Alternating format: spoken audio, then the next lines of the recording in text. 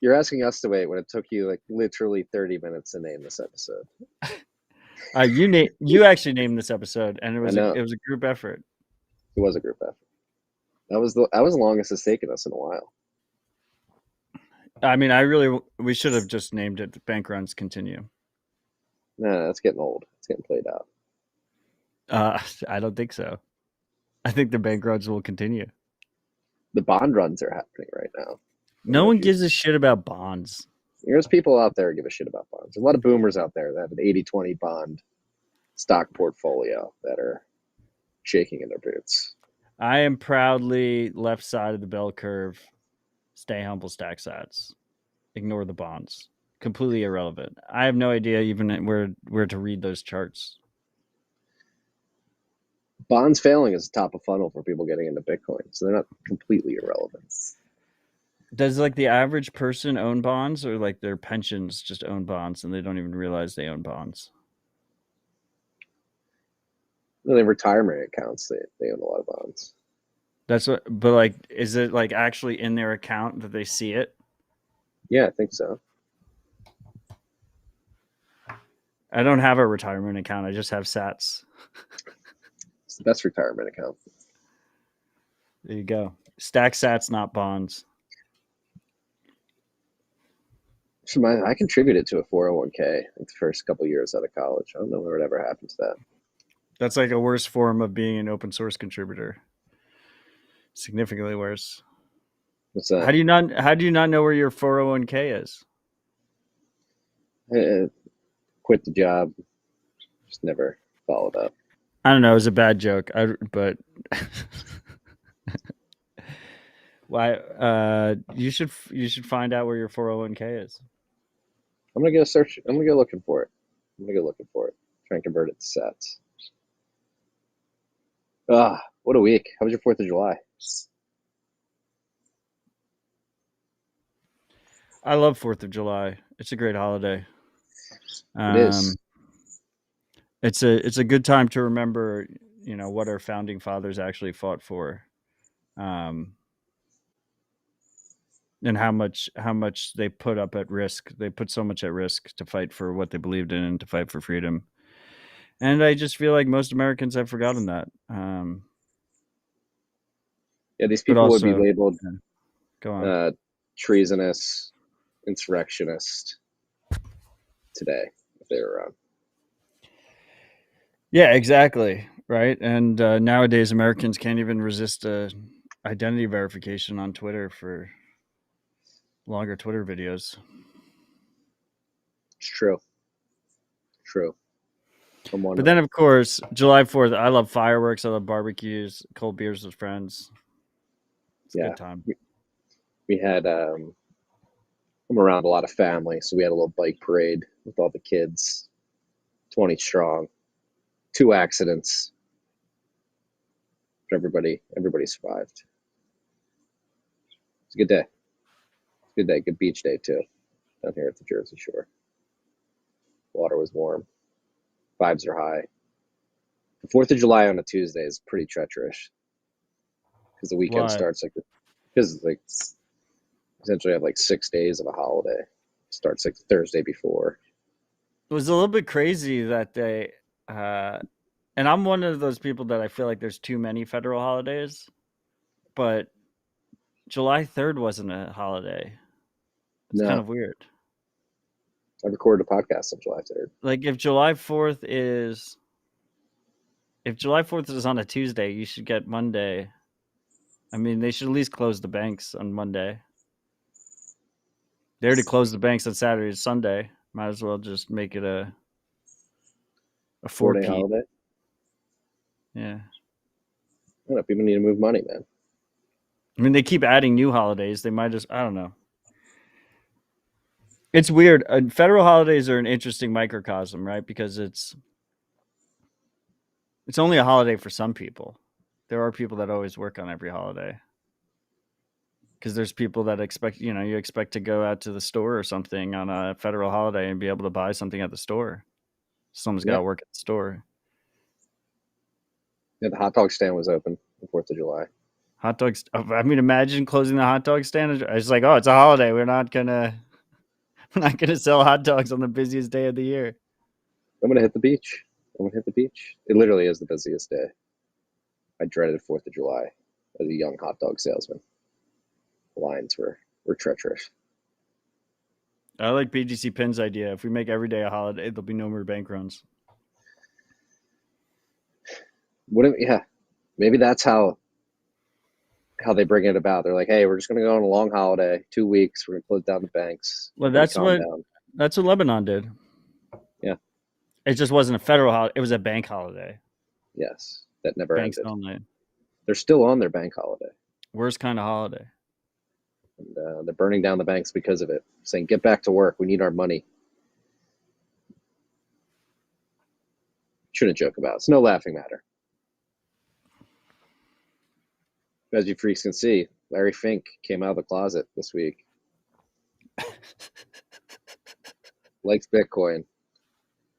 Digital gold. Very big. About face.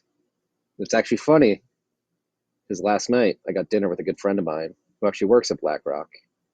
And he was a little pissed at Larry Fink because the internal messaging when clients would ask about Bitcoin in the past was like, it's just a tool for money laundering. We're not taking it seriously. Now they have to go back to their clients and be like, yeah, it's actually digital gold. Well, BlackRock doesn't launder money because whenever they're corrupt enough that it doesn't constitute as money laundering whenever they break the rules.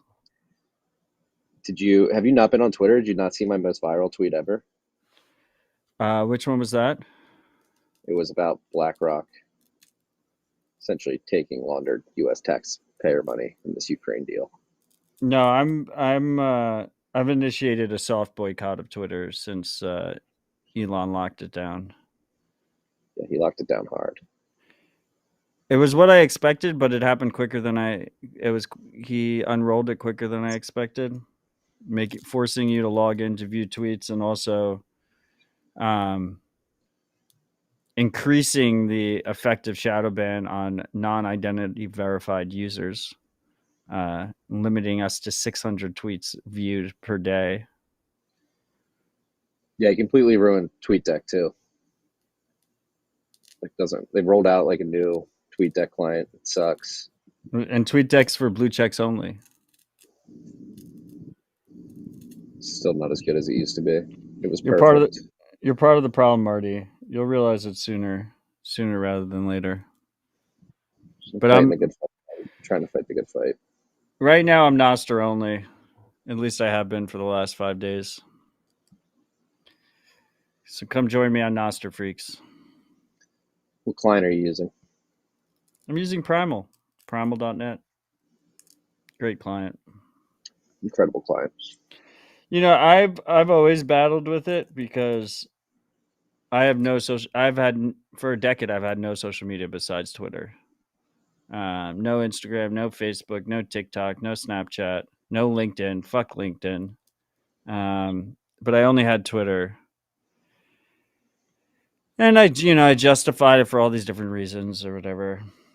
But this is the final straw, I think. And Nostr fixes this. Freedom Tech will win. This era of corporate social media that is centrally controlled by these big tech companies that are in their own right controlled by BlackRock and the World Economic Forum, I think we'll look back at. It's a very dark part of our history, especially kids growing up in it. It's really fucked up.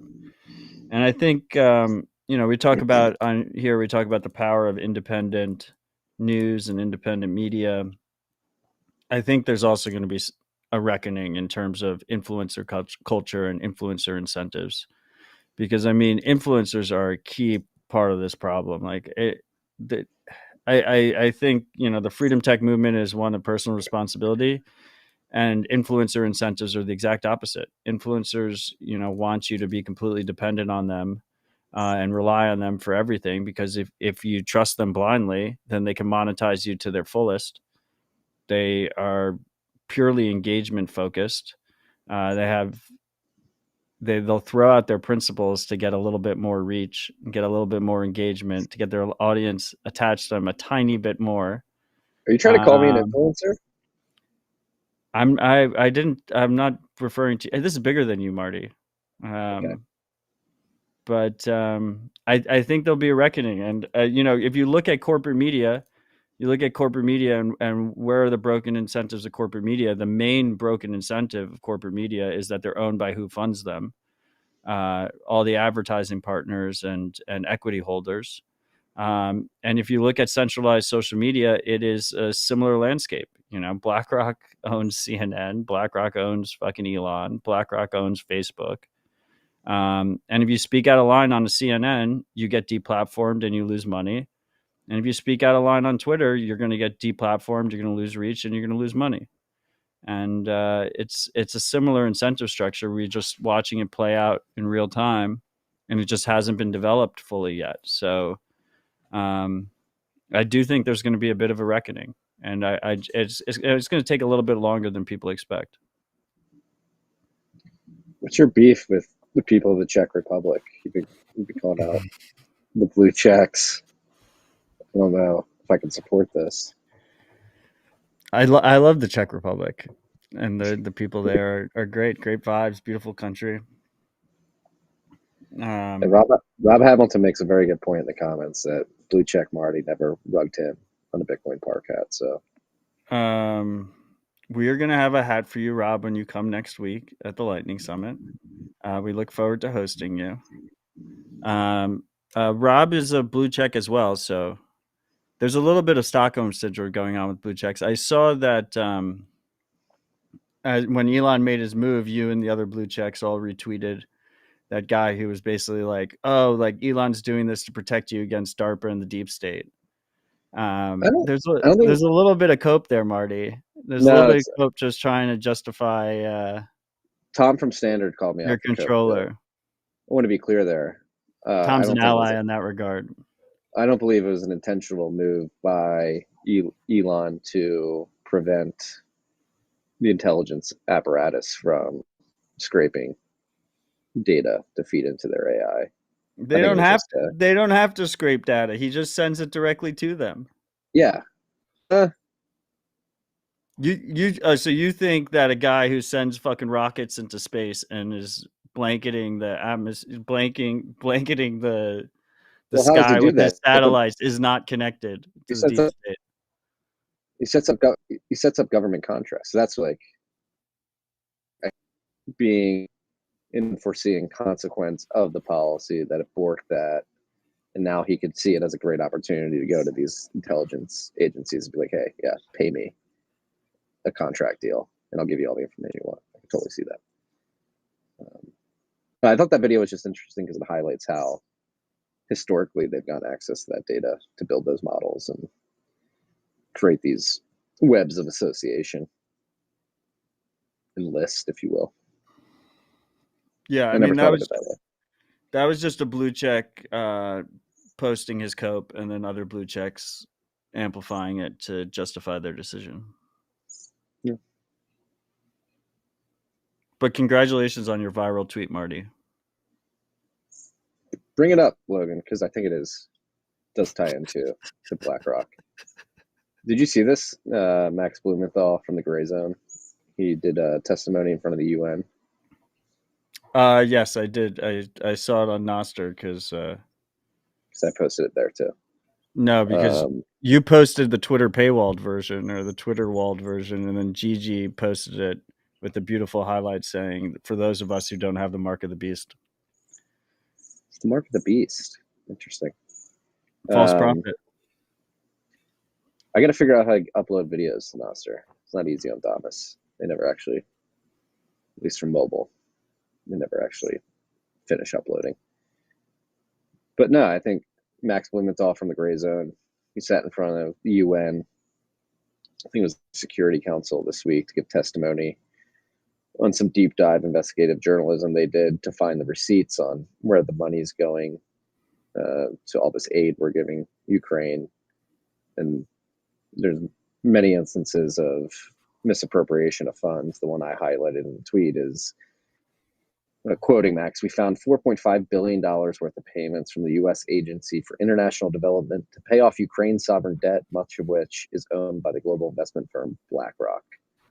So, like, we've been told this story that all this U.S. taxpayer aid is going straight to Ukraine so that they can pay for weapons and their defense against Russia, and it's just going to pay off sovereign debt that BlackRock owns, and some other. The Social Security Agency sent money to some weird company that is historically corrupt. It's just insane how hosed the U.S. taxpayers are getting with this whole Ukraine aid. Yeah, it's fucked up. Yeah.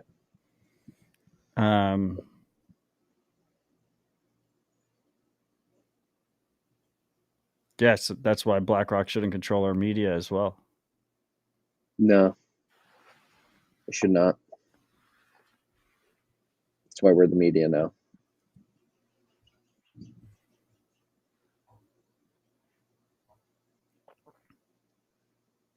BlackRock will never control us. BlackRock controls the blue checks indirectly. No, they don't. Yeah, because the BlackRock controls Elon, and Elon controls the blue checks. You just have to think a few steps ahead. Here's the thing: like, I don't need to convince you. I don't even need to convince the blue checks in the audience, because it's going to age like fucking wine. Like, it's going to be so obvious to everybody. Oh, it is already obvious. It is already obvious. So you just weaponize the abilities they give you to attack them. I just weaponized the blue check against BlackRock. Roger Stone retweeted that tweet. I thought that was funny. He's going to make it so that if you want to have any kind of reach on Twitter, you're going to need to have the blue check. He's going to do soft incentives, which we've already seen him unroll, but also hard incentives like rate limiting if you don't verify your identity. The identity verification is going to get more strict. He's going to continue to serve ads to blue checks because blue checks are still the product. This idea that you're paying for the product means you're not the product is not true in this sense. He's using that against people's logic and reasoning to make them feel like they're not the product anymore once they pay for it. They're actually a greatly more valuable product once they verify their identity. He's going to continue serving ads. He's going to give you a cut of revenue of the ads he serves to the people that respond to your tweets. And he's going to incorporate payments across the whole stack, essentially CBDCs across the whole stack. And then if you act out of line, if you anger Elon or the people that control Elon, he's going to cut you off from that revenue stream, and he's going to cut you off from the reach. And the blue checks are going to all act super surprised. Everyone's going to act fucking crazy, like, oh my God, like, how could he do this? Like, this is ridiculous. He deplatformed me, blah, blah, blah. And they'll do whatever he asks and as a requirement to get back onto the platform. And he'll have control over this whole anyone who relies on Twitter as a medium outlet. And meanwhile, freedom tech like Nostr and whatnot will be built out on the sidelines in parallel, and it'll be ready for people when they realize the need. And I think it probably comes to the head around the election cycle, around election season, which is starting to heat up. But it's hard to pinpoint an exact timeline, but it seems pretty obvious to me. Yeah, it's obvious to me too. That's why, time being, just weaponize the blue check against the BlackRocks of the world. And cross-post on Nostr. And when the time comes, like, all right, deuces. Satoshi, Twitter. We'll see. We'll see what your line is. It's been fun. I guess we'll find out. We will. Should we talk about Bitcoin? We jump at the Clark's dashboard. Let's go for it. Give the freaks an update on the state of the network. Current price of Bitcoin is 30,275 cuck-bucks. One cuck-buck's going to get you 3,303 sats. Currently sitting at a $588.0 billion market cap. We are at Blockite. Talking about BlackRock too much. I'm talking about Blackite. Block height 797, 464. Aesthetically pleasing block, if I do say so myself. We are currently 871 blocks away from the next difficulty adjustment, which is estimated to be on July 12th, so 6 days from today, next Wednesday. That's looking like a 1.9% upwards adjustment. Blocks have been coming in 9 minutes and 50 seconds on average, and I believe the last difficulty adjustment happened right before we recorded last week, so we already talked about that. According to Clark's mempool, there are 61,704 transactions in his mempool. It's big news of the week. 4th of July week here in the States. According to Wiz's mempool, there's 148,167 transactions in his mempool. 103 blocks until the mempool clears as of right now. And a few freaks have been paying attention to the unconfirmed transactions. We've been reading them off in the beginning of the episode. Last week was around 350,000, so more than 50% below where it was last week. Matt, are you nervous? Busy mempools have been so normalized that Marty's excited that there are less than 150,000 pending transactions in mempools. That sounds like some cope. Sounds like some cope. Last but not least, there are currently 8,090.85 Bitcoin in unspent capacity in Samurai's Whirlpool, according to Clark's dashboard. That is 244.9 million cuck bucks in unspent value. That is the state of the network. Getting ever closer to block 800,000. We are less than 3,000 blocks away. 2,535 blocks. Should hit block 800,000 probably like 2.5 weeks from now, July 25th. It's exciting. Nice round number. No significance at all. Round numbers are exciting. It's like palindromes. Logan, can you go to primal.net/Odell?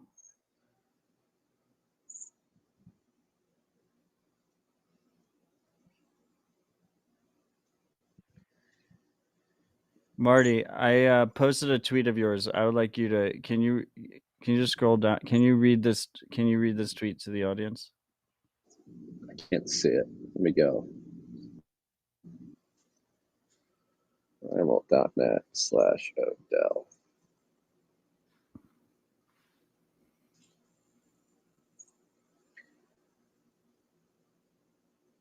Creepy smile this guy has as he explains how governments can use Bluecheck. This is fake news. I replaced CBDCs with Bluechecks in your tweet, and tell me how you're not complicit.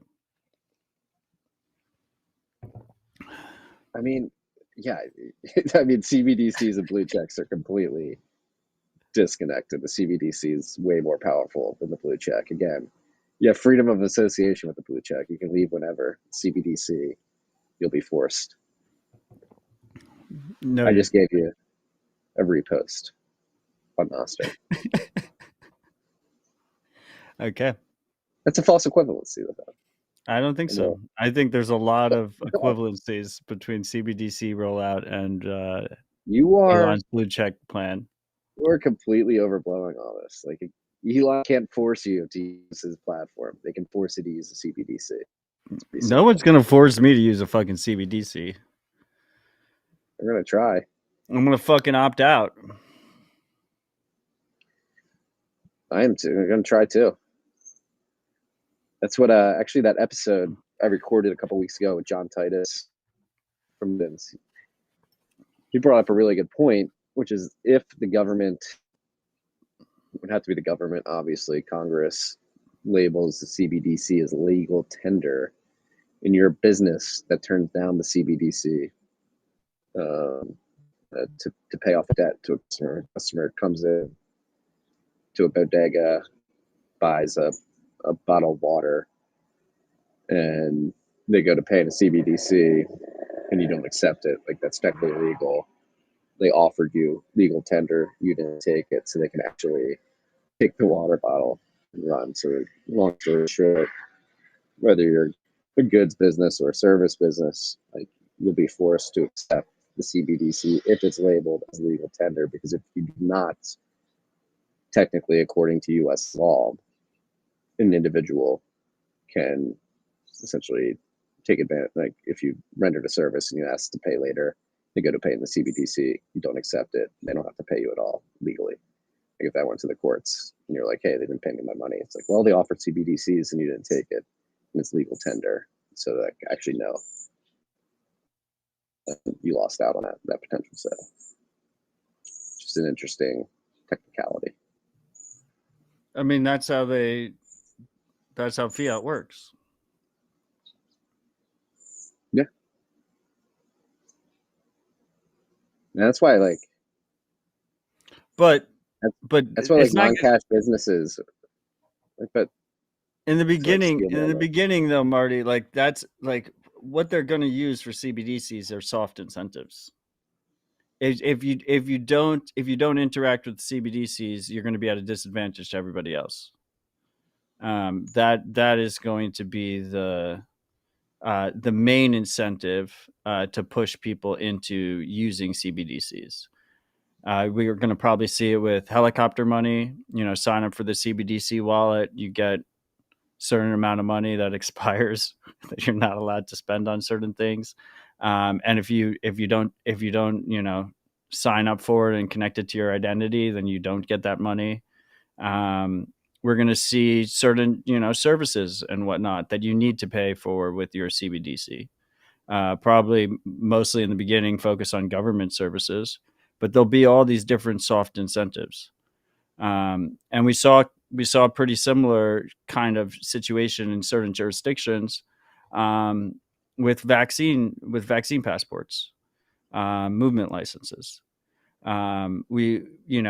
Technically, some politicians would say, oh, we didn't force you to get the vaccine, but we just said that, if you didn't comply, then you can't go to any of the restaurants in this area or movie theaters in this area or fly on a plane or cross a border. And so we're going to see a lot of different games played in that regard. And I think it'll be a test of people's principles, whether or not they participate. And I will say a lot of the people that are loudly exclaiming that they will not use CBDCs are going to use CBDCs.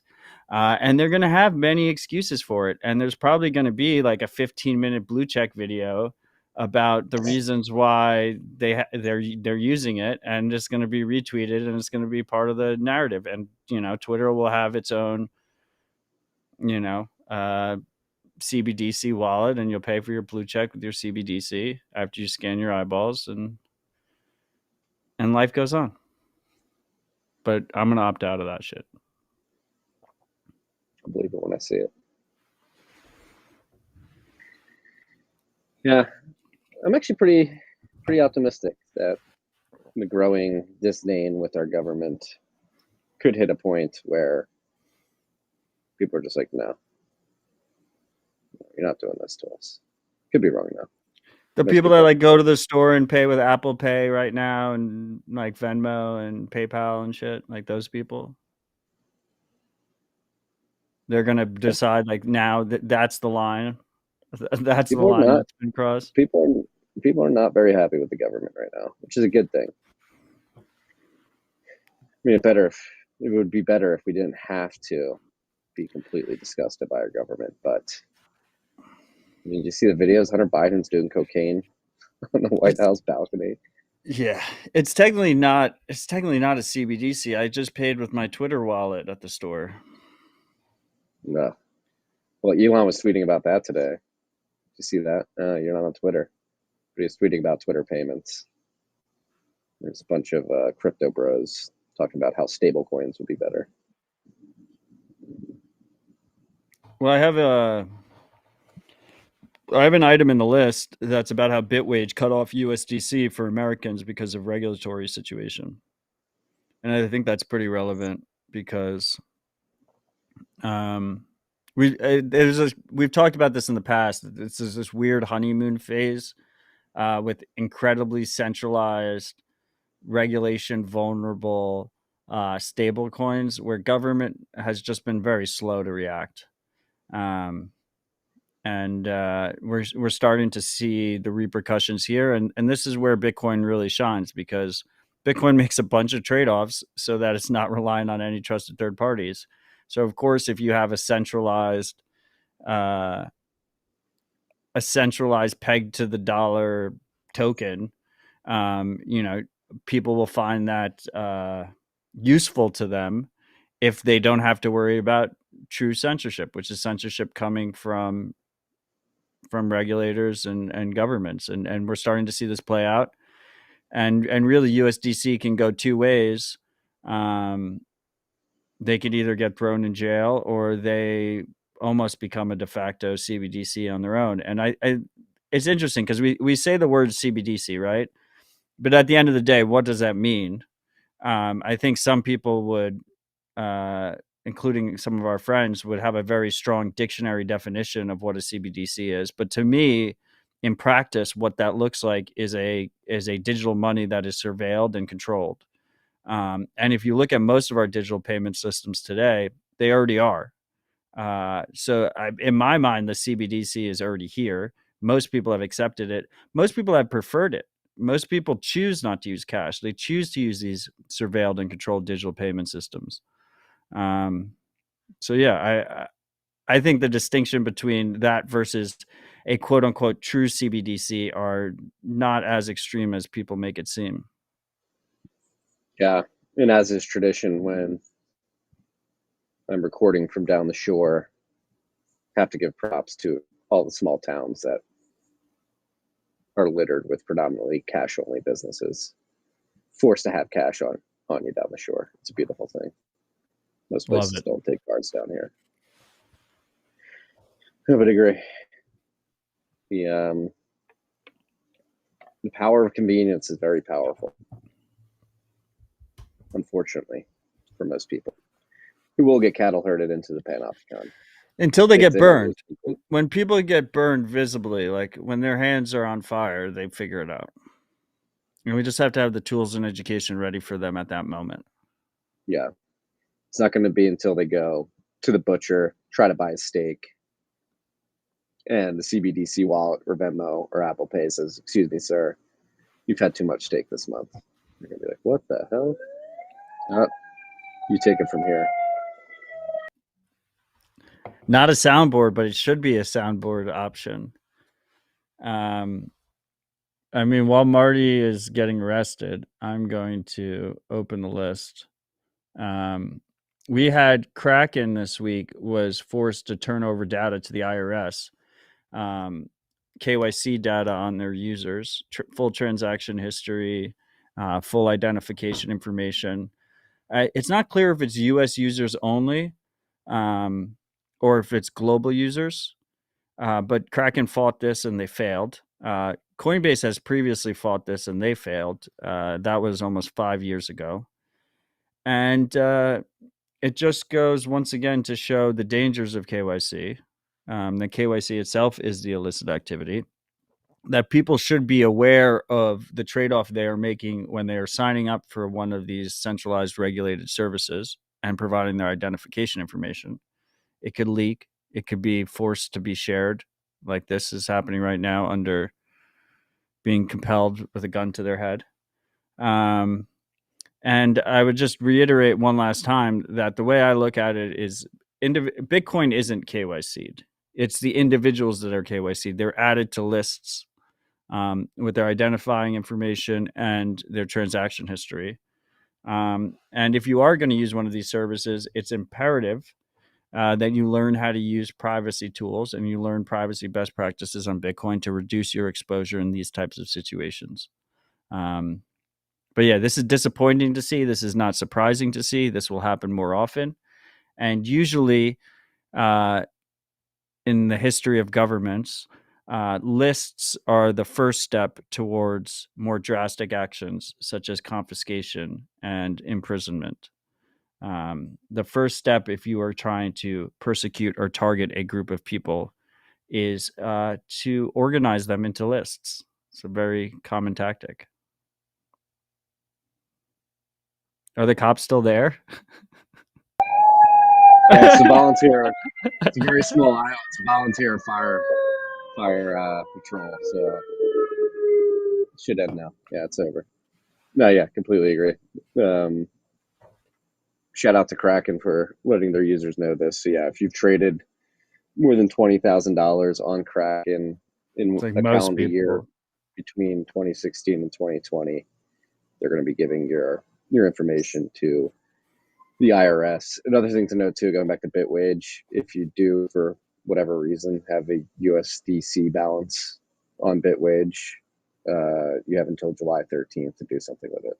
So I'm assumingly convert it to Bitcoin and then withdraw it as Bitcoin. Yeah. Yeah, it's going to pick up. This is not the first time we've seen this. Obviously, the IRS has gone to Coinbase. I think Coinbase is actually working with the IRS now to share information. Reminder to pay your taxes. Be aware if you do sign up for these KYC exchanges, this is likely to happen to you in the future.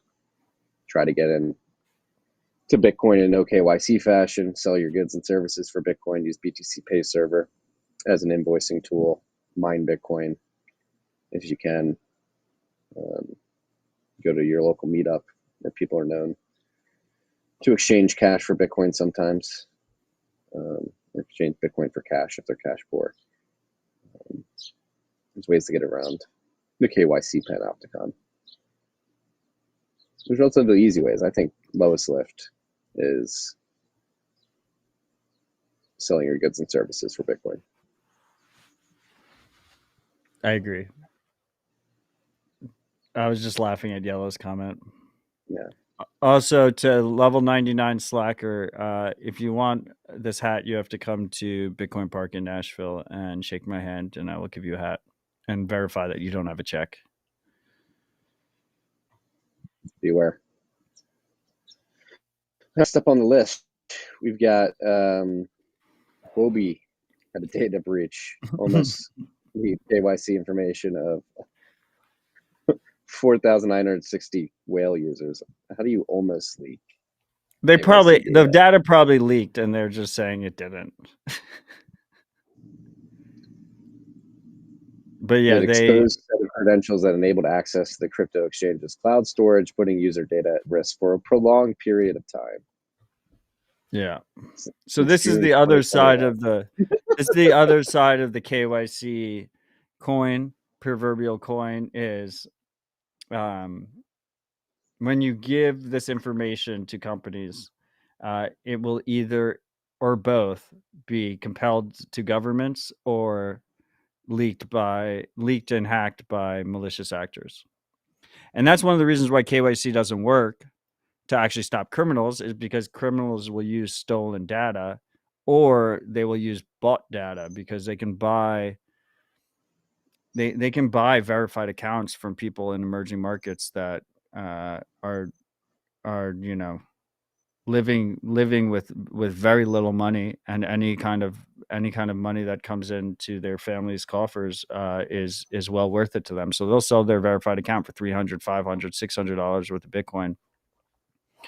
And they'll also sell their WorldCoin credentials, so that people can not scan their eyeballs. They can just buy the scanned eyeballs of people from emerging markets.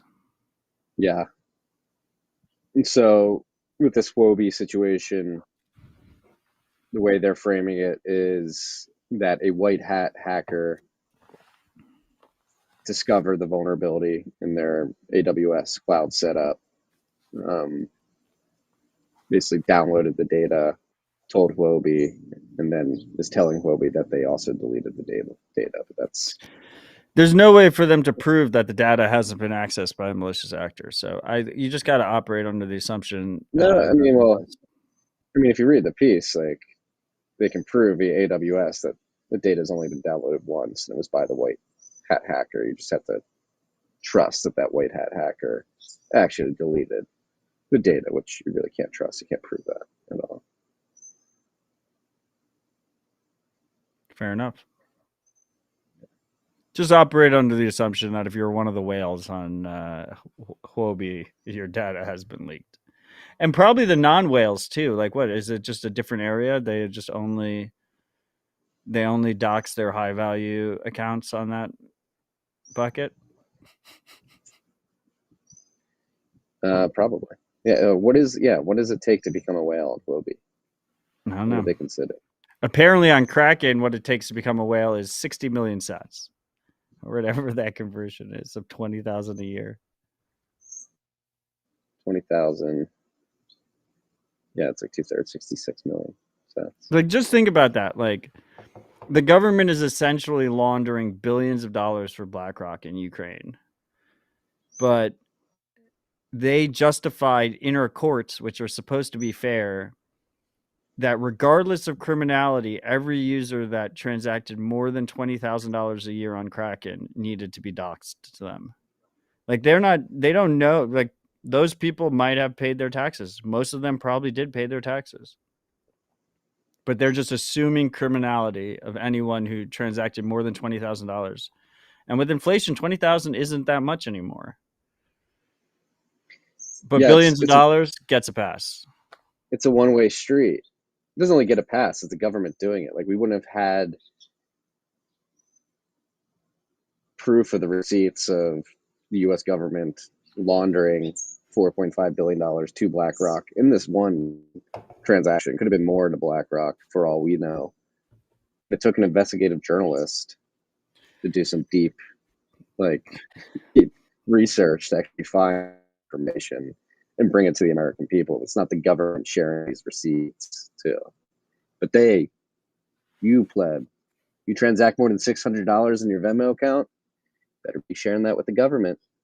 Buy more than $20,000 with a Bitcoin in a year, on Kraken at least, better be sharing that with the government. They send tens of billions, hundreds of billions to a far off land using your money that they're trying to get you to cough up after buying $20,000 worth of Bitcoin on Kraken. They're taking that money that you have to pay in taxes if you sold your Bitcoin and giving it to BlackRock. Clown world. End of empire shit. They're looting the American people. They're looting the country. Highway robbery in plain sight, in front of everybody. Hunter Biden's doing cocaine in the White House. And they're just laughing at us the whole time. Comply, pleb. Pay your taxes. Give me your money. My son needs more cocaine. Get the check. The big guy needs his cut. Get the check. Get the check is completely different. What else do we have here? Yeah, I mean, BlackRock makes bank on every war. They're the leading shareholder of like all the war companies. Yeah. Military industrial complex. Might as well be called the BlackRock industrial complex. Yeah, well, I mean, do we want to touch on Larry Fink's comments? Just coming out of the closet. That's next on the list. That's why I asked. And we have a good segue here. Look, I mean, BlackRock can go fuck themselves, but it is a paradigm change. Like, it is a moment. It is a moment in Bitcoin adoption history that BlackRock is signaling to the world, the largest asset manager in the world that manages over $10 trillion is signaling to the world that Bitcoin is an asset that they're interested in and that they want to make money off of. And the beauty of Bitcoin is that we can't stop BlackRock from using Bitcoin, and BlackRock can't stop us from using Bitcoin. That's the whole fucking value prop of Bitcoin in the first place. It's money without trust. It's money without permission. But all that said, like, it is a major fucking deal that BlackRock is filing for an ETF. I expect BlackRock to get approved because BlackRock fucking owns the world and our institutions are corrupt, and you shouldn't bet against corruption. But even if the ETF doesn't get approved, the signal has already been sent. The corrupt bat signal has already been sent that Bitcoin has staying power, that Bitcoin has value, and then that value is expected to accrue over time with adoption, which is something that we've been saying for fucking years. So I think it behooves people to pay attention to this and realize the significance of this. This is really significant. And we had Larry Fink, the CEO of BlackRock, who has hated on Bitcoin for years, on Fox Business, shilling Bitcoin, and he also tried to make it seem like BlackRock was a pillar of hope, which I don't think he was fooling anyone on that front. For a pillar of hope. Yeah, he's like, BlackRock is, at the end of the day, BlackRock is hope. Just taking Sailor's lines, Obama's lines. Unoriginal.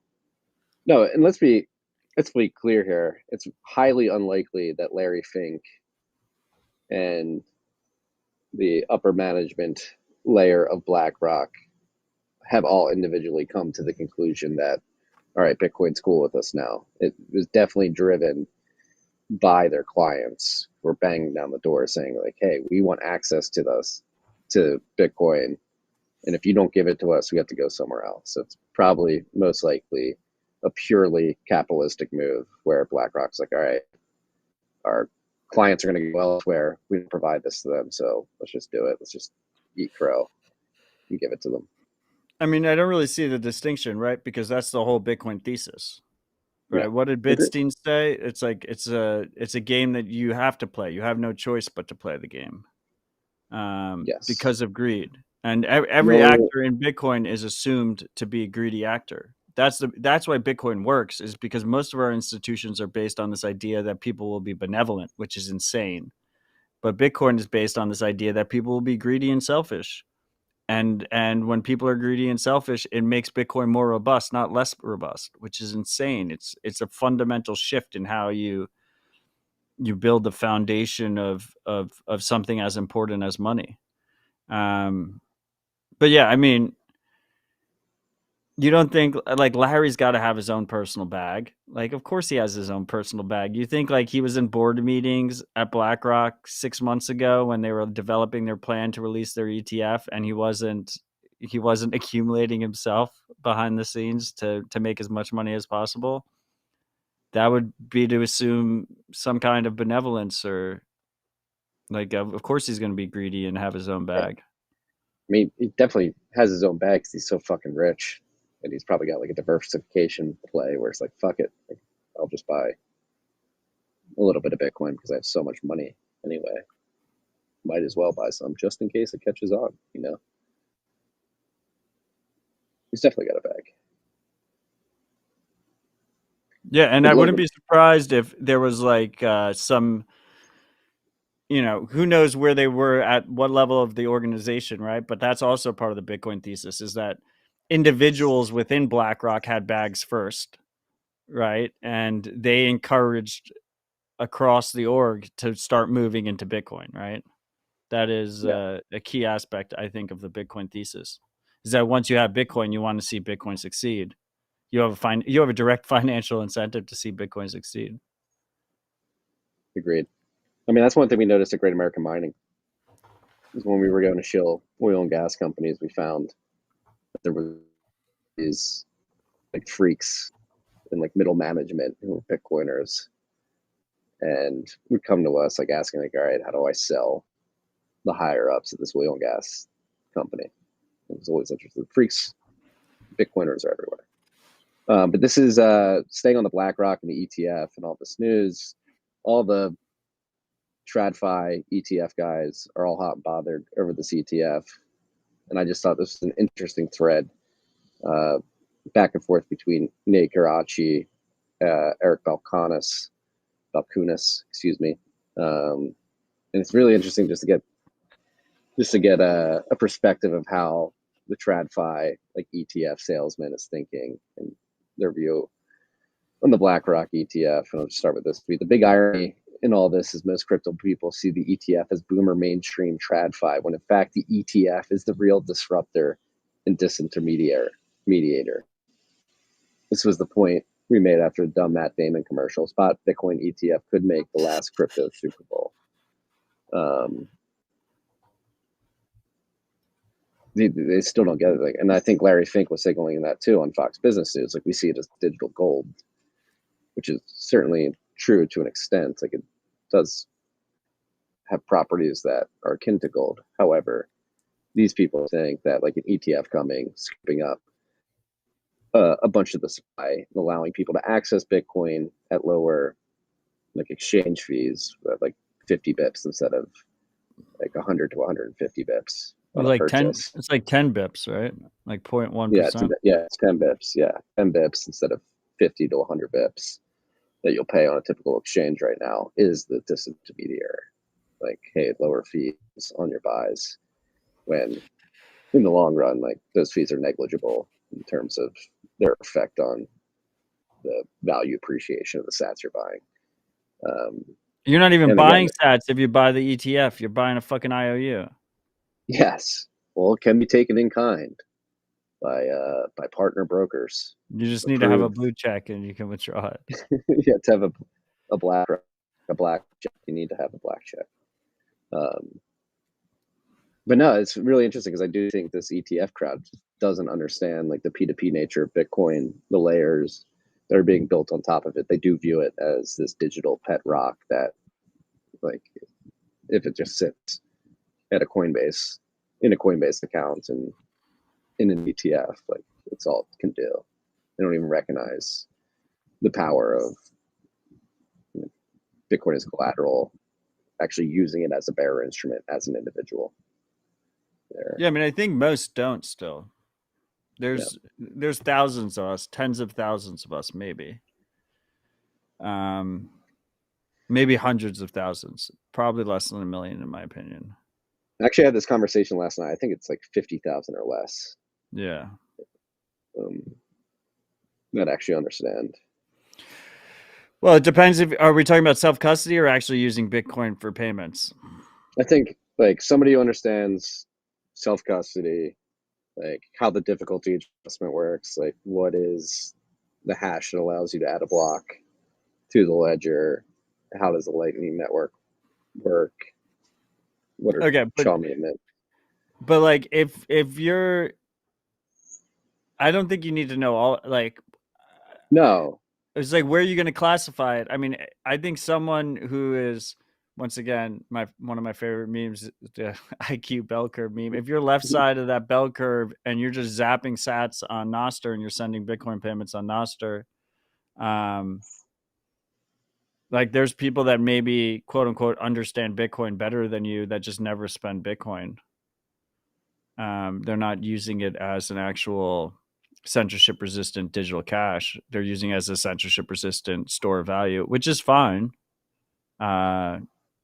Like good money you should be able to save it and spend it at will without permission. So to each their own.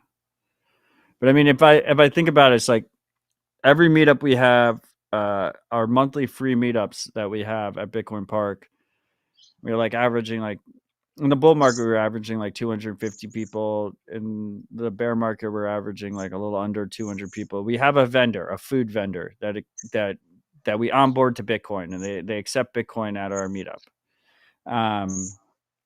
And these are, 200 ride or die Bitcoiners that are spending, their Wednesday evening coming out to Bitcoin Park to go to a Bitcoin meetup. And then they go to the vendor, and 90% of them pay with the Apple Pay or their credit card, and not with Bitcoin. So if that's the barometer, if the barometer is like you actually spend Bitcoin, then that number is quite low right now. Yeah, I don't know what that would be. But that's a more objective measurement than like, do you understand the difficulty adjustment or the importance? I think most people that own Bitcoin understand at least the big picture importance of proof of work, because like pretty much everything else is proof of stake. So you're making a clear bet on proof of work when you hold Bitcoin. Maybe they don't understand the full significance, but that's like a more subjective, hard measurement, right? A more objective measurement is like how many people spent Bitcoin in the month of June. Like, what is that number? Like 75,000, 100,000 people. maybe less. It's definitely not the 100 million number that like the sailors throw around. No, It's I mean, significantly less.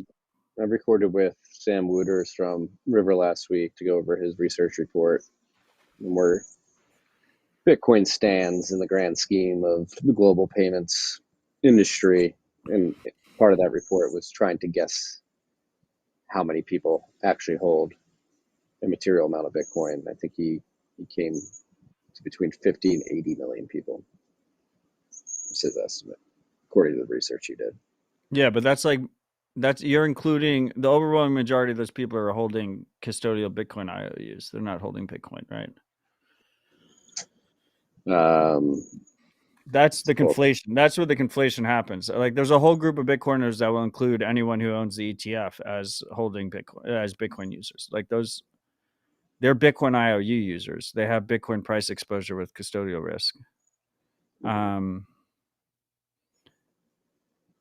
And then, I mean, to the people in the comments who are saying like this is not the time to spend Bitcoin, like you're bearish on Bitcoin because you're spending Bitcoin in a bear market. Well, I would say you're bearish on Bitcoin if you still hold dollars then.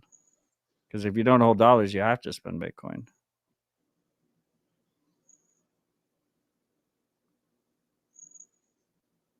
yeah, I mean, Chevy makes a good point about the tax burden, particularly for Americans. It's not fun. Well, I mean, if that's the concern, then why do we even care if they ban Bitcoin? Because their policies have already neutered it. I mean, it just affects Americans, I believe.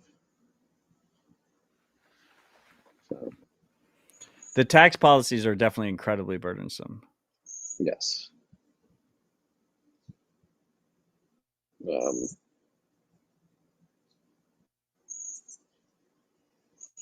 Yeah, government, get out of the way, please. Let us spend our Bitcoin. Let's pick our money. But I will tell Too you, much I to think ask. it's a very easy prediction to say the tax policies are going to become more burdensome, not less.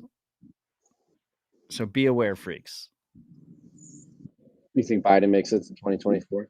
Marty, do we even live in a free country? No, no, we don't. There's your Well, answer. that's actually not. I don't think he had that on the list, but Nigel Farage over in the UK, he's a right-wing politician. I mean, he had all his personal and business bank accounts shut down. There's no bank in the UK that will let him open another one. I mean, he's I mean, completely debanked a I know like politician. part of it is like an act, right? Like he can't actually be surprised. And we know he's aware of Bitcoin already. He was at Bitcoin Amsterdam. I mean, I guess it is surprising. I mean, even if you're a politician, even if you are on the right side of the aisle, lean more conservative, could be a bit jarring. Like, oh, they actually did go as far as to shut down my account here. To answer your question, I don't know. You don't live in a free country either over in the UK. Things are getting pretty crazy over there, particularly with speech laws. I don't know. The UK is way less of a free country. You see that encryption bill they were passing? The online harms bill? The CEO of Signal has been fighting it In France, on the UK. No, the UK is releasing a very vague bill because corrupt politicians love vague bills because they can choose to enforce however they want to enforce. That essentially, as written currently, requires companies to have backdoors and encryption. Otherwise, they can't operate in the UK. And Signal is basically saying, like, look, if you pass this thing as written, we're gonna have to pull out of the UK market. Like, we're not going to put a backdoor in our product because there's no such thing as a safe backdoor. If someone can access the information, then malicious actors will access the information. So I mean, it should be interesting to see how that plays out. It looks like it will go through. That's the expectation. But there's naturally a lot of uproar. And then in France, they used the recent protests to pass a new law that says that they can remotely. They already could remotely track your location on your cell phone, on your little pocket tracking device that we all carry around with us every day. But now that they can actually turn on the camera and turn on the mics without you knowing and without notifying you. And the argument is that they're going to use it to quell the protests, people breaking the law. But obviously, first of all, protesting should not be a criminal behavior in a free country. But then second of all, it's obviously going to be used against large swaths of people, regardless of criminality. Yeah, I mean, this is pretty insane. Remotely activating cameras and microphones and GPS. It's like that scene at the end of The Dark Knight where Mr. Fox, like they essentially have this type of spying device, and it's portrayed as some crazy Orwellian tool that Mr. Fox doesn't even want to use because he thinks it's so unethical, and they have to destroy it immediately after using it just to ensure that it doesn't get in the hands of the wrong people. Like, this is exactly what the French government is handing over to their police forces. I have no idea what's going on over there. I mean, I've seen videos. There's a lot of people spreading fake videos. Actually, my neighbor from back home in Austin, he was over in Paris for 2 weeks, and he was there while all this was going on. I texted him. I was like, "Yo, what's going on in Paris? Are you okay?" He was like, "Yeah, it's fine. Like, just don't stay out late. We don't notice anything that's different." We live in a post-truth world. I mean, I saw the only thing that we know is real is something that is signed with cryptographic signatures that we can verify, like Bitcoin, or Nostr posts. At least we know whoever posted it actually posted it. But like, I mean, I saw a tweet by a Bluecheck that did fucking numbers, did really fucking well, and it was supposed to be the riots in Paris. And one of the comments that was like buried down below and all the way down because they didn't have a blue check was that it was from the movie Athena. It was a screen cap from the Netflix movie Athena, and just posted on Twitter for Is that the one where they were in the van? engagement. Yeah, where they're in the van, like hanging out with like AKs and shit. No shame. Then there was the No other shame. one where it was like. Then there was the other one that's been used like as a joke throughout many of these protests throughout the years, which is just like a scene from The Fast and the Furious where all the cars file the parking garage and crash into the street. We were in a group People chat. are seriously posting that. We were in a group chat where one of our good friends posted it, and then you responded back, "That's from The Fast and Furious." Post-truth world. Shit's, and we have barely scratched the surface of the AI shit. Like, shit's gonna get crazy out there, and lots of loss of trust is gonna happen.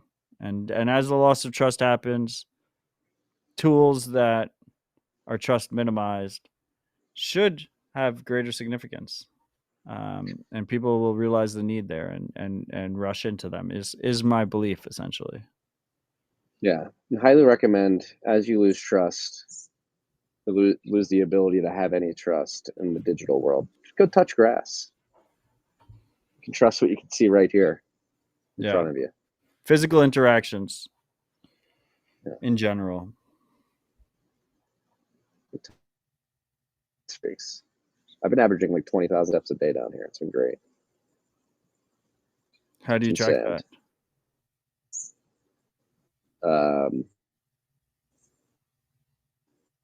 My head as I walk, I count my steps. Did you get a cattle tag and put it on your wrist? No, God no. It's my phone. Just the existing cattle tag in our pockets. I'm not gonna get 2 cattle tags. That's redundant.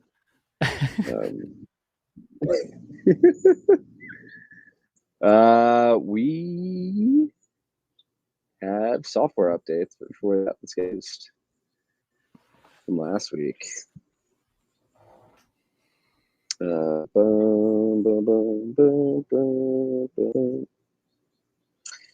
Top 4 boosts Rabbit hole recap 259. Your custodian's custodian was a Ponzi. That was a good name. Freaks. We did give it that name. Wow. I love this. I just love the name of this freak. Top shout out from this rip. Papaya King, 120,000 sats boost, 6 figures. Papaya King. Did you ever frequent that hot dog place in New York City? Papaya King is more than a hot dog place. It was a lifestyle. Papaya Kings were institutions. They're probably still. They probably still exist. Yeah, I mean, when we were on 83rd and 2nd, we had that one. I think it was on 86, right around the corner. I would demolish Papaya Kings. I went through a phase where like it was a breakfast sandwich and like a 50-cent coffee from Papaya King was like how I started my day. And it was like all in. It was like all in like $2.50 or something. And like you saw the grease on the pan, like on the griddle or whatever. Like it was like actual, like they cracked a fucking egg. We need to return. Papaya King. Hopefully, you're still doing that up there. That was like, I had a good experience. Local deli, off island, in the Philly area. Have to get a sandwich with good bread. Typically try to stay away from the bread. Got a bag of chips and a water. It was like $10. It's like the first time I paid $10 for a whole lunch in quite some time. But we're not here to talk about that. We're here to read Papaya King's 120,000 sat boost message. Longtime freak, you two are the most authentic and relatable voices in the space for me. I admire you both immensely. Marty, I think you should consider Odell's Bluecheck campaign more seriously than you represent on the show. I found you because of your authentic voices, not because you were easy to find in the digital matrix. Bluecheck is settling. Proof of sats should be verification, not identity.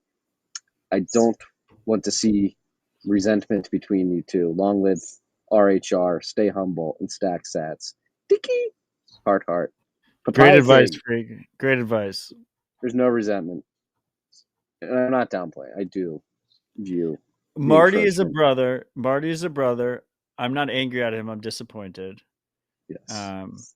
And BlackRock is trying to divide us, and we appreciate you, freak. And Marty is downplaying it. He constantly downplays it, but he will regret that. I'm not downplaying it. Go listen to the Max Gagliardi podcast. Fuck you, bro. We have our own podcast. You can't keep. And I say it on here too. I think I agree with everything that you say. And I love Max. He does have a blue check, which is disappointing. A lot of people I respect have blue checks. Yeah, again, it's freedom of association. It's like, I think everything that you are laying out is going to happen. Okay, so you're associating with the demons, and I'm opting out. No, I'm just read my tweets. I'm coming at the demons pretty heavily. So okay, noted. Second top boost from last week at Mav21, 103,463 sats. It's going to be hard to stay humbled out now that we're not reminded every morning. This is a freak that's still on Twitter, not on Nostr apparently. 279 days every morning. I hope you listened and stacked and stayed humble. The humble part's the hardest part. You've still been doing it on Nostr, haven't you? No. Nostr's pure signal. It's unnecessary. The whole reason I started tweeting it out every morning was because it started as a shit post because a Bluecheck had $1,000 a month newsletter on trading advice, and I said I can charge nothing and just tweet out stay humble stack sats every morning and outperform them. And I think if you go back at the last 279 days, that has been the case. I think it's outperformed. I think it's outperformed most financial influencers. But anyway, the point is Nostr has sats built in. You can directly send Bitcoin transactions to people. You can get paid sats for shit posting. So I just don't think it's necessary to repeat it every day there. I repeat it sometimes there. But yeah, 279 days, end of an era. It was a great run. My hand was forced. My hand was forced. I will say that I do tell myself it every morning, regardless. So the meme And of you pointing in the mirror is real. Dude, someone on Nostr made a mirror that says "Stay humble" on the top and "Stack Sats" on the bottom, and you could buy it with Bitcoin. And you could wake up in the morning, look in the mirror, and literally tell yourself it. That's incredible. Yeah, it's Wow. when memes become reality. It's Don't let your memes become mind bending, reality freaks. mind bending experience. But yeah, 279 days, end of an era. Yes, good run. Oh yeah, and I was going to mention I was actually talking to some Bitcoiners yesterday, and some of them are diving into the data, and apparently, if you started a daily DCA at any point in time in Bitcoin's history, you're in the green right now, even the all-time high. If you started at any point in time, if you start daily DCA and bought every day. There you go, freaks. It's too simple. I always feel like I'm just like Charlie Day, like that meme where he's got all the Charlie from Always Sunny in Philadelphia. He's got like all the different charts and stuff. It's just like Pepe Silvio. All you have to do is stay humble and stack sats. That's all you have to do. Yeah. Pretty simple. And there's a lot of Bitcoiners out there that's like, oh, we shouldn't stay humble or whatever. Like it's I disagree with the Webster's definition of fucking humble. Just check your fucking ego and constantly study Bitcoin, learn, improve your setup, improve your situation. Don't think you're smarter than everybody else because you're fucking not. And do some proper risk management. But that's way less sexy than just saying stay humble, stack sats. Humility is a good trait to have. I mean, be confident when you need to be, but also show some humility.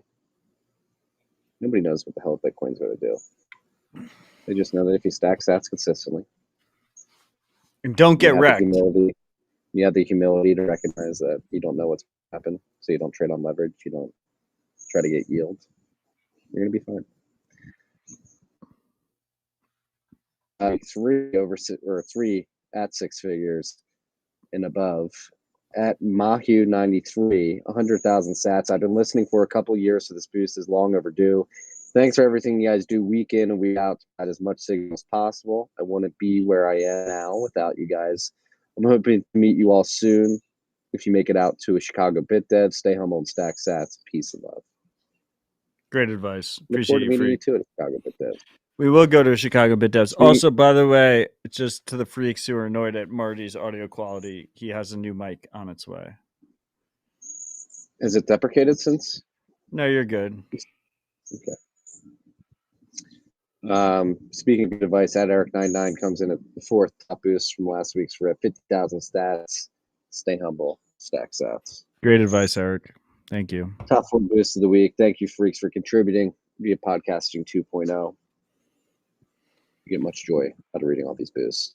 Matt, did you get your node back up? Yes. Yeah, good. I had warring issues between the Citadel Dispatch node and the one I use for RHR, and they've both been down at very inconvenient times or lack liquidity. But such is the joy of self-custody Lightning, and they are both up now and should be operating well. And also, yeah, huge shout out to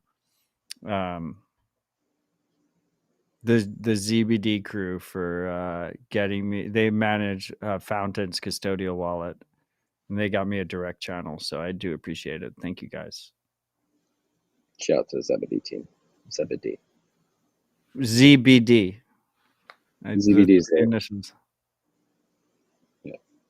I don't know. Anyway, they're one of the supporters for our Lightning Summit as well. So a bunch of their team will be in Nashville next week, which I'm very excited about. Yes. All right, on to software updates. Core Lightning version 23.05.2 has been released as a bug fix release. The Austin, Texas agreement introduced PSBT V2 support. So Austin, Texas, Bitcoin capital of the world, agreements happen there. So we got PSBT V2 support going in Core Lightning. It's great to see. Incredible things happening in Austin, Texas, as always.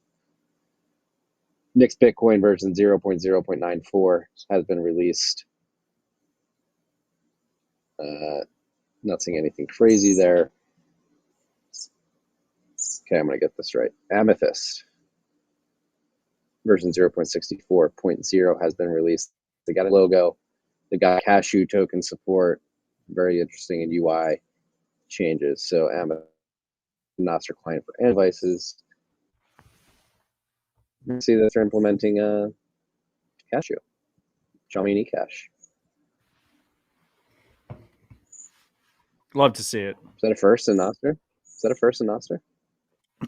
Cashew already allowed you within Cashew's wallet to send to a pub key, like a Nostr pub key. But I'm not sure exactly what the integration is here. I don't actually use Amethyst, but it is the top Android client right now. Out to the Amethyst. Highlighter has been released. This is another Nostr product that is a note-taking app that will allow you to highlight as you peruse the web, I guess. It's an extension for the Chrome Store. It's waiting for Chrome Store approval. If you want to get it right now, you have to sideload it. So all the links in the show notes. Go to their site and learn how to sideload it there. Shout out to Pablo. This is a really cool project. Very excited about it. Next on the list, we have Blue Wallet version 6.4.6. It's got new languages, seed QR scanning, which is pretty big. And that's it. Fixed data display, a multi-sig, fixed scan descriptor, QR for Sparrow Wallet, which wasn't working. Yeah, Seed QR. Seed QR is a standard that was championed by the Seed Signer team. It basically lets you import a seed of a wallet by QR code, which is very convenient if you're trying to load a seed specifically on a device that doesn't have that's ephemeral, that just wipes itself every time. But also, I think if you're trying to load it onto a mobile wallet. It looks like we have Pablo in the comments, and he's saying soon we'll be able to use Highlighter to highlight podcast transcriptions via an AI marketplace, he wrote. The guy's a one-man machine. He's just constantly just building new projects on Nostr. And I just want to a huge shout out to being able to secure the domain highlighter.com, which is... Yeah, how the hell did you do that? Supposedly it was a mutual friend who was hoarding highlighter.com and gave it to him. Yeah. But that's a fucking Gucci domain. That is. I mean, if Highlighter doesn't work, which I think it does work, it will be very successful, but it's always a good fallback plan to sell highlighter.com to somebody. It's a good hedge there.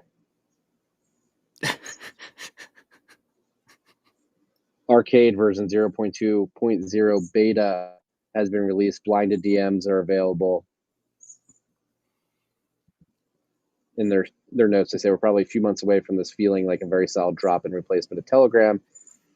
That is what we're working toward. And all on the open and uncensorable network of Nostr. So yeah, the Arcade guys, they just went through the Wolf accelerator or leveraging Nostr to bring a Telegram-like client to the Nostr ecosystem. And they've got a lot on the roadmap. Very interested, very excited for this project. I'm just incredibly bullish on the Nostr ecosystem. It is growing organically. It is growing incredibly strong. And we need it. We need it now more than ever. Yeah, it's like simple things like video player integration, like watching videos just got easier. It's crazy to see.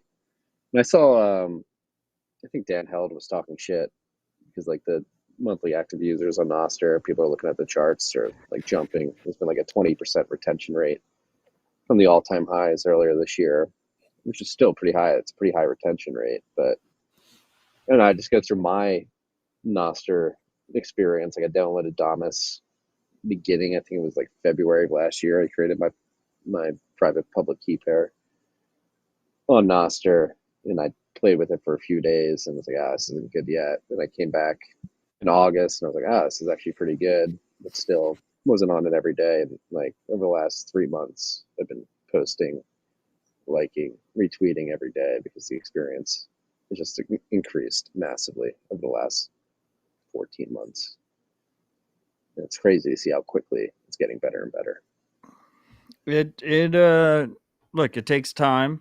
First of all, Dan Held has me blocked on Twitter, even though I'm not on Twitter anymore. But you can't block people on Noster. So if he wants to shit talk Noster, he should do it on Noster. So he can't block me. But yeah, it takes time. Like these things take time. It's still very early.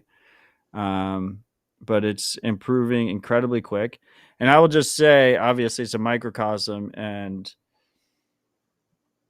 it's only been 5 days. But the combination of Noster and No Bullshit Bitcoin, I don't think I need Twitter. I think it's already there. But it will take time for other people to kind of come to the same conclusion. Agreed. Moving on in our list of software updates, LNbits version 0.10.9 has been released. They have new security features, new security panel, server logs. Not going to read this. Can always get caught into reading the release notes. They're linked in the show notes if you guys want to check them out. If you're running LNbits, fully noted. Bitcoin Core version 1.0.0 has been released. So fully noted Bitcoin Core, where they do fork, simplified version of fully noted wallet that works only with Bitcoin Core, available on iOS. Just be aware of that if you're using fully noted. LND version 0.16.4 beta. They fixed the memory leak that happened. Does this have to do with Bolt 11? Do you add that to this? I have no idea. I don't think it does with the Bolt 11 vulnerability that some services are vulnerable to. No, this is different. This is a minor release created to fix a memory leak introduced by CPU optimization to the recently introduced mempool scanning logic. That's the only update in this most recent LND. Again, that's 0.16.4. But yeah, Ben Carman, he was on Twitter this morning or late last night, sounding the alarm bells. It seems like there is, let me make sure I get the particular attack right.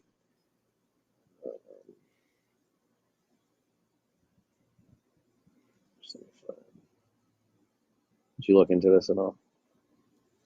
What, the Bolt 11 issue? Yeah.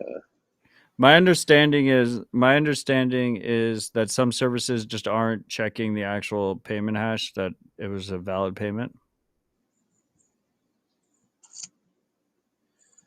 There's someone going around attempting to exploit this on various services, and potential vulnerability in Lightning backends. Bolt 11 payment hash does not commit to payment. So Kali BTC, behind the Cashew project, took to the Lightning Dev mailing list earlier this month. Here, I'll put this in the show notes. We have Sean in the comments saying that this was solved in a June 30th update. June 30th update.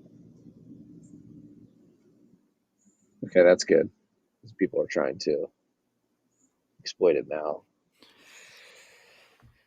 There's this weird situation, freaks, that we've talked about in the past where it's like with Bitcoin Core, with like on-chain stuff, like you want to be slow to update. But Lightning is a hot wallet. You're obviously using it on a daily basis. A lot of people are using it on a daily basis. You're vulnerable to people on the internet. You want to stay up to date on it. And there's a trade-off there, because if you're not verifying the actual code releases, it could be a malicious update, but that is part of the trade-off model with Lightning. is that it's a hot wallet by default. Oh, yes, yeah, that's the problem. Now I just thought, yeah, old 11 issue. Sean B saying it was fixed on June 30th on that update. So if you have not updated to that L&D update, you probably put update to the one that fixes the CPU optimization memory leak bug as well. So if you're running L&D, you probably want to be on version 0.16.4. If you're running a later version, probably still vulnerable to this particular attack. It's also tiresome. It's just part of the territory. Yes, sir. Mutiny node version 0.3.16 has been released.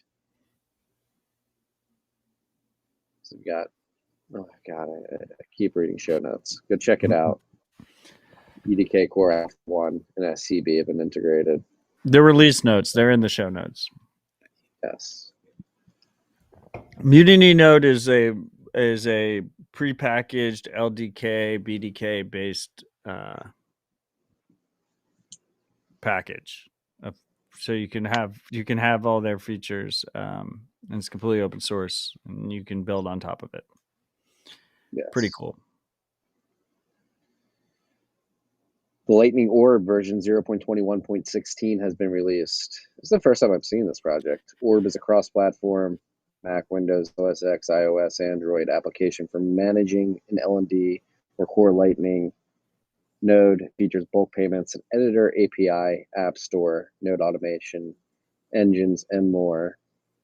So is this a dedicated device that you run? Or is it looks pretty badass. No, it's software, and they're just showing it on a screen because it has a GUI. It looks pretty cool. I will say that the word orb is now forever ruined for me. This is a good orb. I like this orb. The eye scanning orbs of WorldCoin. I just I hear orb now and it's just like, But besides that, this project seems pretty cool. We need to take back the word orb. I like this project as a leading candidate to fight the good fight against the WorldCoin orb.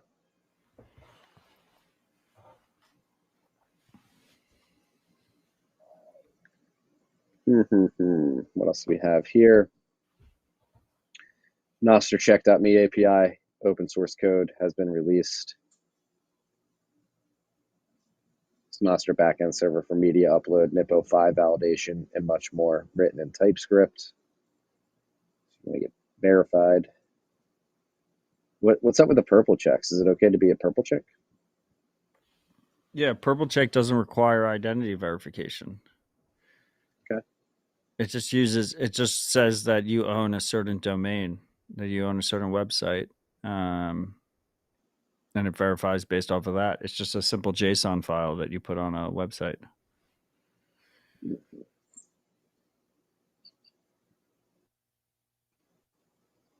Okay, good to know. A lot of stuff going on in Nostr. Zap.stream, Nostr native streaming, video streaming with sats has been released. I saw this earlier. This looks pretty cool. This is really cool. You can stream directly to Nostr users, and they can zap you in line and comment in line. And you don't need to change any. If you're streaming a show, you don't have to change anything. They just have the standard RTMP settings that you just put into Restream or whatever, or OBS. Yeah. We're going to start going to Zap.stream. This episode is actually currently being live broadcast as Zapstream. Oh shit! You didn't tell me, dude. I was waiting for this moment. We have a whole live chat that's going on over there right now. Yeah, 4 viewers. Welcome to our 4 viewers. Am I one of them? I think I'm one of them. Oh. Can you see the live chat? Yeah, I can see it. There's a decent amount of activity in that live chat. Yeah, there is. It's a very new project. I just put the settings in. Oh yeah. Let's go. Zapple Pay. Zaps from any Noster client. This is cool. Ben Carmen created this. And I thought it was Paul. I thought Carmen created this. It's on his GitHub account. He gave props to Paul on his. Maybe they worked on it together, and Carmen just hosted on his GitHub account. But the idea is work on it together. The idea is you can set it so that there's an emoji. If you do an emoji response, so like if you reply to someone on Noster with the lightning emoji sign or a different emoji sign, it will then hit your node, and your node will zap it outside of, like out of band from the app. And this is because Apple has restricted zaps within Damus. So this idea is like, okay, well, Apple's not going to stop you from replying with a lightning bolt. And if you reply with a lightning bolt, it will automatically send a zap. Yeah, I like that. I like that. Creative workaround there, Mutiny boys.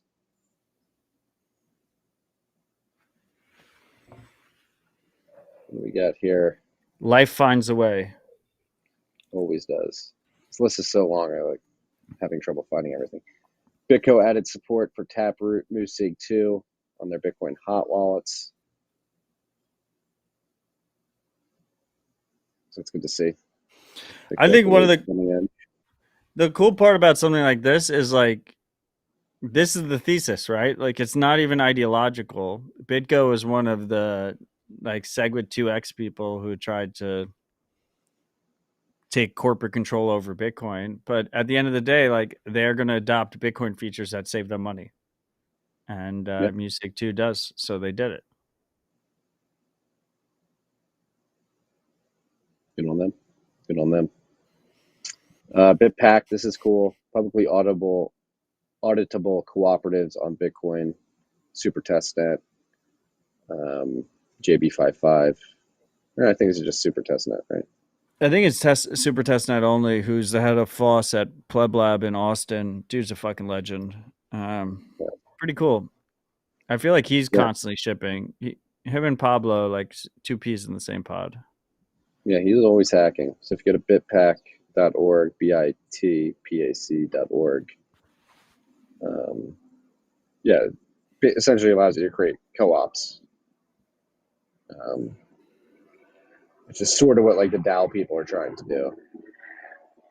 And Super Testnet's saying he's found a better way to do it using Bitcoin and Noster. So we'll check it out. That's all we got for the list today, freaks. Done our software updates. What should we riff on, sir? What else is going on? I don't know. What do you want to talk about? Bond market going pretty crazy. You wanted to talk about the bond market. I really don't care, but you said it's been doing bad. It's sending some signal. So in the bond market, particularly when the yield curve inverts, like it seems to be doing with a 5-year and 2-year, I believe, or 10-year and 2-year. But these are sovereign right now here bonds? in the United States. We're talking about sovereign bonds. We're talking about lending to governments. Treasury bonds, yes. Yeah, but you said gilts are UK, right? We were talking about gilts. Yeah, gilts are the British treasuries. They're going crazy. So they're popping off. If you freaks don't remember, back in September, England had to step in and intervene in markets overnight because the gilts sort of spazzed out. I believe they went over like 5% or something like that. And the pension funds that essentially held a bunch of those gilts need to be bailed out directly by the BOE. You see the comments in Zapstream, by the way? There's definitely more than 4 people there. I think the counter just was incorrect on Zapstream. Can you just like not get distracted for 2 goddamn seconds? Okay, I'm sorry. Continue. I apologize. We're talking about bonds. Who the fuck gives a shit, bro? Just stay humble and stack sats. 279 days. Just stay humble and stack sats. Just fucking do it. I'm telling you. You may not like it. Bond selling is top of funnel for Bitcoin. Not my top of funnel. More people want to learn how to stay on bold stacks app after their bonds fail. But yeah, the situation over in the UK, the gilt spasm is worse than it was last September. So they have notoriously high inflation right now too. So they're trying to hold rates high. It seems like their bond markets are breaking their gilt markets. Do you think you have bonds? Do you have gilts in your 401? Can Americans own gilts? Yeah. Can you like trade that in Charles Schwab or whatever? Can you buy like can I lend money to the British government via Charles Schwab? How do I get British gilts?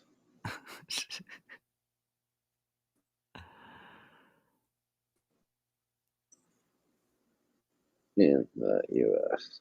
Like you're literally Googling it right now, right? Like, can we actually trade that shit? Can they buy treasure? They can buy treasuries, right? Can like an average UK citizen buy treasuries? U.S. treasuries? Yeah, you can buy like a gilt ETF in the U.S. Not that I would ever do that or recommend anybody do it. Marty, you heard it here first. Marty's recommending you lend money to dirty politicians. Oh, God. They are dirty, man. I mean, this Biden stuff is, nobody wants to talk about it, but it's pretty bad. I feel like a lot of people are talking about it. Yeah, but like the mainstream's not covering it. Like, right. It doesn't seem like it. And that's actually probably the biggest thing that happened in regards to the Biden corruption this week was the case. I believe the appellate judge from Missouri brought against him about free speech. He's not allowed to contact any of the social media companies. He's got a gag order with the social media companies for what he did. Who does? Hunter? Joe, the president. At what point do we stop calling CNN and Fox mainstream when Twitter influencers have more views than them? Like significantly more views than them? It's a very good question. Yeah, we should stop. Like, aren't the Bluechecks the mainstream news? I think so. I think my tweet that I sent out earlier this week got more views than the average. Yeah, you verified your identity with Twitter and BlackRock, and you got more views than CNN. So you're the mainstream news. Corporate media. That's why aren't you covering it? Ty is correcting us. Corporate media. Okay, because the big corporations don't own Twitter. No, Elon owns Twitter. Who owns Elon? It's a very metaphysical question. Twitter's a private $50 billion company, so we don't know the exact shareholder breakdown, but I have a feeling it's a who's who of the same. Who's on that cap table? Well, we know who owns Tesla, and the top shareholder of that is Vanguard. The second top shareholder is BlackRock. The top shareholder of Vanguard is BlackRock.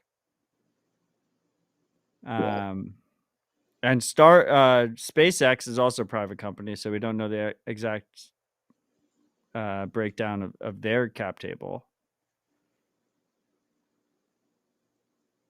But I'm pretty sure Twitter is the mainstream news now. The Bluechecks. That's the concern. Mainstream.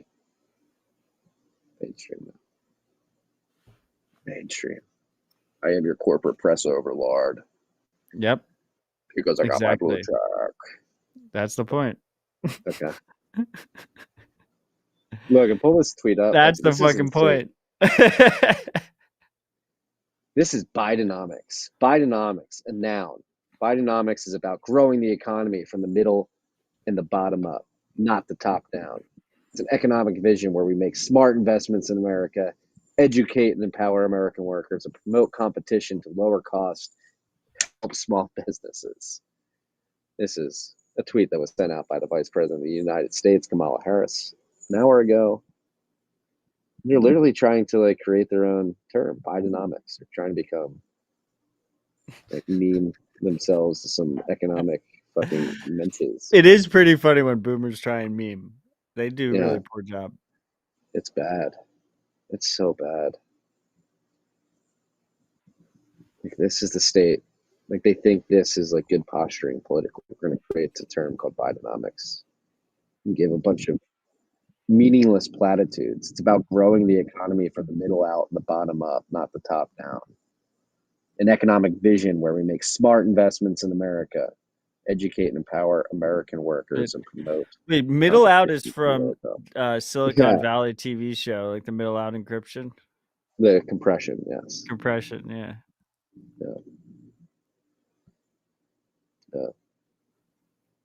Middle out, bottom up. It definitely doesn't feel like that's the economy we're living in.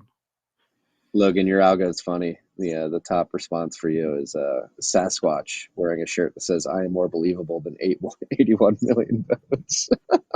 But I mean, he has a blue check. Blue checks are prioritized in the comments. Logan, you're not blue checked, are you? No, the guy who posted the Sasquatch is. Yeah. It's a funny one, though. It's a funny one. Summer doldrums. Oh, that's the other point I wanted to make of the bonds. It is the point I wanted to make. I tweeted out earlier, but traditionally in the summer, like sell in May, come back after Labor Day. It's just going to be slow. Nothing's going to happen. You're not going to miss anything. But if the bond markets do continue to spaz like they have today in the United Kingdom and here in the United States, I think that that trend of summer doldrums may come to an end here this summer. So the turbulence could start earlier than people realize or would like it to. So a lot of people can get caught with their pants down while they're on summer vacation here in the West. So be aware. That's why I wanted to bring up the bonds. They're spazzing out at times when people think there's no activity going on in financial markets, typically. So could catch some people off guard. Yeah, I mean, that doesn't surprise me. Yeah. I mean, I should take a summer vacation. I haven't taken one in a while. I mean, just work from where we grind here, week in and week out, 5 years. There's no time. People need to know. People need the information. No time for vacation. Yeah, I've got a couple kids. I've got a wife. They'd like to go on vacation, but things are so fucked. We got to come in week in and week out. No time for vacation, honey. She's going to love that I said that if she ever listens to this. Yeah, I'm just watching me hang myself right on air. Just trying not to. No comment. Great. Some rip next week. Wait. Yeah, we got an in-person rip next week. Party rip. I'm pretty excited for that. Logan, you're not coming to Nashville, right? Nope. Logan, are you gonna get a blue check? No. There we go. This is a great rip. Marty, I look forward to kicking in Nash next week. I do as well. It's gonna be a great week. When are we gonna rip next week? Are we gonna still do Thursday? Well, you have to get me the schedule when I'm monitoring the panels, so I know. That's and true. You're moderating, and you're moderating. You're moderating at least one panel on Thursday. We'll figure it out. Yeah, we'll figure it out. Freaks, just either follow Blue Check Marty or follow me on Noster, and we'll let you know when RHR will happen. Or come to Nashville, and maybe you could be part of the party rip. It gets too hot in that room. You can only have 2 people on the couch. I'm making the rule right now. There's what? Oh, the couch is the viewing couch. Yes. But how many can we have in the party rip? With a casting couch. We don't do porn. No. In the studio. We're an anti-porn podcast. Okay. Marty is the number 1 porn influencer in Bitcoin. Is that, yeah? By that you mean like this person getting people away from it. Very happy. Very happy. Okay, well, I look forward to next week. And yeah, there will be a party rip at an undisclosed time. We're going to figure it out. I have to let Marty and a bunch of Seriously, the other speakers know the schedule. Yeah, What? get it to me because I do have to I am trying to record TFTC stuff there too. I gotta know when I'm supposed to be on stage. You want me to check right now? You can send it. I don't need to know at this moment, but you're doing a lightning and AI conversation at 4 p.m. on Thursday, July 13th. Perfect. So we'll rip. And you may or may not be doing a conversation on mobile wallets at 11 a.m. on Thursday. So you got me on 2 panels on Thursday. They were supposed to record. So great. I mean, you're one of the best moderators in Bitcoin, and you're coming to Nashville. Shouldn't you be on at least 2 panels? I like that. Yeah. Maybe we'll record Friday then. Yeah, we'll figure it out. I'm just excited to kick it. Same. Okay, well, I appreciate you, Marty. I appreciate you, freaks. Resist the blue check. Appreciate you, Logan. Stay humble, stack sets. Peace and love.